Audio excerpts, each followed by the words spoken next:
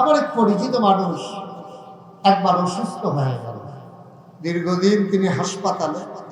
তো ওনার ছেলে আমার একদিন ফোন দিয়ে কয়, হুজুর আব্বা তো সাংঘাতিক অসুস্থ। আমি কি বেশি অসুস্থ? কয় জি হুজুর, একবারে আইয়ে যায় অবস্থা হয়ে গেছে।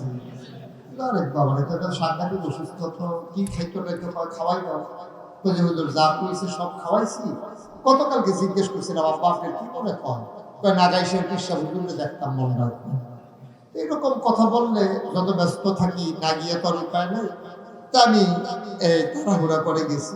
যাওয়ার পরে গিয়ে দেখি অর্ধেকটা প্যারালাইজড, আপনার অর্ধেকটা একেবারে নড়াচড়া করে না। তা আমি গিয়ে বললাম কি শরীর কি বেশি খারাপ? তো যে বেশি খারাপ, একেবারে হাত পা নাড়াইতেও পারি না, এগুলো তো সাংঘাতিক অবস্থা। তো ঠিক আছে, আমি দোয়া করি আল্লাহ তাবারক ওয়া তাআলা আপনাকে শিফা দিক। সবাইকে নিয়ে যারা ছেলে টেলে ছিল সবাই বললাম চলো সূরা ফাতিহা পড়ি, দোয়া করি। সবাই মিলে দোয়া করলাম। আসার সময় ওনার দিকে তাকাইয়া দেখি ওই যে দীর্ঘদিন যে হাসপাতালে, তো ওনার আগে দাড়ি কামাই রাখতো, তখন দেখি খোসা খোসা দাড়ি দেখা। তো আমি বললাম, গাড়ির ভিতরে হাত দিয়ে বললাম যে ভাই আপনি কি দাড়ি রাইখেই দিছেন? ওই জি হুজুর চিন্তা করে দেখলাম বাঁচলাম 5 বছর, দাড়ি লইয়ে মরি।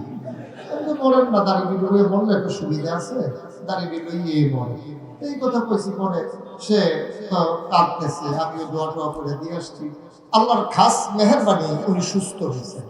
কিছুদিন পরে রাস্তা বাজারে গেছি, গিয়ে দেখি উনি চা স্টলে বসে বসে চা খায়, আমাইয়া সময়